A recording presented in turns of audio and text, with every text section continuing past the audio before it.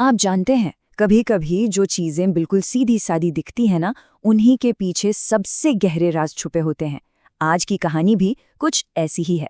हम चल रहे हैं सोनापुर गांव, जहां दो स्ट्रीट फूड वालों की कहानी सिर्फ खाने की नहीं है, बल्कि एक बहुत गहरे और सच कहूं तो डरावने रहस्य की है।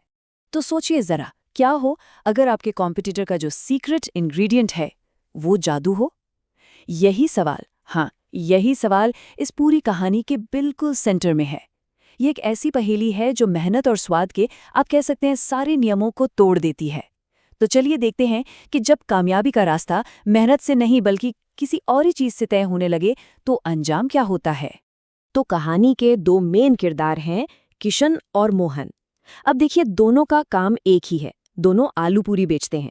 लेकिन यहीं पर कहानी में एक ट्विस्ट है। जहां एक की दुकान पर आप कह लीजिए दिन भर मक्खियां भिनभिनाती हैं, वहीं दूसरे की किस्मत तो जैसे आसमान छू रही है। और क्यों, यही तो किसी की समझ में नहीं आ रहा। और देखिए, यहीं पर कहानी पूरी तरह से उलझ जाती है। एक तरफ है किशन, जिसके हाथ में, कहते हैं ना, स्वाद का जादू है, उसकी दुकान खाली पड़ी है। और दूसरी तरफ है मोहन, जिसका खाना सच कहूं तो बिल्कुल एवरेज है, पर उसके यहाँ लोगों की ऐसी भीड़ है कि मतलब पैर रखने तक की जगह नहीं है। अब सवाल ये उठता है कि भाई, ये कैसे हो सकता है। और ये सिर्फ पसंद या नापसंद की बात नहीं रह गई थी, पता है। गांव वालों को ऐसा लग रहा था जैसे कोई कोई अनदेखी ताकत है जो उन्हें मोहन के ठेले की तरफ खींच रही हो। मतलब ये कोई आम कंपटीशन तो बिल्कुल नहीं था, यहाँ कुछ और ही खेल चल रहा था। तो सवाल ये है कि आखिर ये राज था क्या। खैर, इसका पहला सुराग मिलता है मोहन की रातों की हरकतों से। उसकी कामयाबी का सीक्रेट उसके खाना बनाने के तरीके में नहीं, बल्कि कहीं और छिपा था, घने जंगल के अंधेरे में। और मोहन अपने इस काम के लिए अमावस्या की रात को चुनता था। अमावस्या यानी वो रात जब चारों ओर घना अंधेरा होता है। और पुरानी कहानियों में, लोक कथाओं में माना जाता है कि यही वो समय है जब दूसरे दुनिया की ताकतें सबसे ज्यादा एक्टिव होती हैं, सबसे ज्यादा शक्तिशाली। और मोहन हर अमावस्या को, पता है क्या करता था, पूरे 13 किलो चिकन का भोग लगाता था। सोचिए, ठीक 13 किलो, न 1 ग्राम कम न 1 ग्राम ज्यादा। यही बात तो बताती है कि ये कोई मामूली काम नहीं था, बल्कि एक सोचा समझा, तय किया हुआ अनुष्ठान था। तो ये था मोहन का तरीका। उसकी पत्नी को इस सब से बहुत डर लगता था, लेकिन मोहन उसे क्या कहता था पता है। वो कहता था, पगली, उसी की वजह से तो हमारी पूरियां बिक रही हैं, उसी की वजह से तो हमारे अच्छे दिन आए हैं। मतलब साफ था, उसके लिए लालच डर से कहीं ज्यादा बड़ा हो चुका था। और ठीक इसी मोड़ पर कहानी में एंट्री होती है दो नए लोगों की, राकेश और नेहा। ये दोनों शहर से आए थे और गांव में चल रही इस अजीब हवा से बिल्कुल अनजान थे। और इन्हीं की वजह से इस पूरे रहस्य पर से पर्दा उठने वाला था।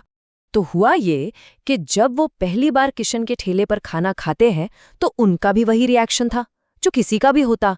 वो हैरान थे, यार इतना शानदार खाना, फिर ये ठेला खाली क्यों पड़ा है।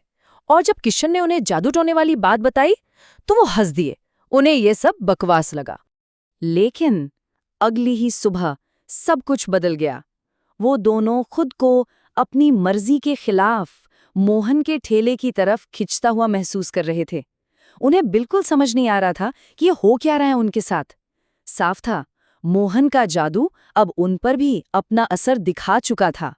इस अजीब, मतलब बहुत ही अजीब एक्सपीरियंस के बाद राकेश और नेहा को ये तो समझ आ गया था कि किशन की उस जादू वाली बात में कुछ तो सच्चाई थी। अब वो सिर्फ चुपचाप तमाशा देखने वालों में से नहीं थे। वो सीधा किशन के पास पहुंचे और कहा, जो आपने कहा था वो सच लगता है। आज जो हमारे साथ हुआ उसके बाद शक की कोई गुंजाइश ही नहीं बची। और बस यहीं से एक टीम बन गई। अब तीनों ने मिलकर फैसला किया कि वो मोहन के इस राज का पर्दाफाश करके रहेंगे। उनका प्लान सुनने में तो बहुत सिंपल था, पर उतना ही खतरनाक भी। करना ये था कि शाम होने का इंतजार करना है। जैसे ही मोहन अपने ठेले से निकले, उसका पीछा करना है और जंगल के अंदर उस जगह को ढूंढना है जहां उसके इस जादू का राज छिपा है। और बस अब कहानी अपने सबसे जरूरी, अपने क्लाइमैक्स पर पहुंच चुकी थी। तीनों जंगल में गहरे उतरते जा रहे थे और हर कदम के साथ माहौल और भी ज्यादा डरावना और तनाव से भरता जा रहा था। तभी उन्हें एक अजीब सी गंध आने लगी, पके हुए चिकन की गंध। ये वही गंध थी जो एक इशारे की तरह उन्हें सीधे उस बुराई के अड्डे तक ले जा रही थी। और फिर पास की एक गुफा से एक धीमी बड़बड़ाने की आवाज सुनाई दी, जैसे कोई मंत्र पढ़ रहा हो। ये मोहन की आवाज थी। अब उन्हें यकीन हो गया, वो सही जगह पहुंच चुके थे। डर तो बहुत लग रहा था, लेकिन सच जानने की हिम्मत उन्हें उस गुफा के अंदर खींच ले गई। और ये वो पल था जिसके बाद कुछ भी पहले जैसा नहीं रहने वाला था। और फिर सब कुछ खामोश हो गया। उस रात के बाद किशन, राकेश और नेहा को फिर कभी किसी ने नहीं देखा। वो तीनों हमेशा के लिए गायब हो गए थे। तो आखिर में हुआ क्या? नतीजा ये निकला कि सच को खोजने वाले गायब हो गए। मोहन का राज राज ही रह गया और उसका धंधा पहले से भी ज्यादा चमक उठा। इस कहानी में बुराई की जीत हुई। और ये कहानी हमें इसी एक सवाल के साथ छोड़ जाती है कि जब लालच को सजा नहीं मिलती तो क्या होता है। ये सिर्फ एक डरावनी कहानी नहीं है, बल्कि एक चेतावनी भी है कि जब लालच सारी हदें पार कर जाता है तो कभी-कभी बुराई को सजा नहीं मिलती, वो बस जीत जाती है।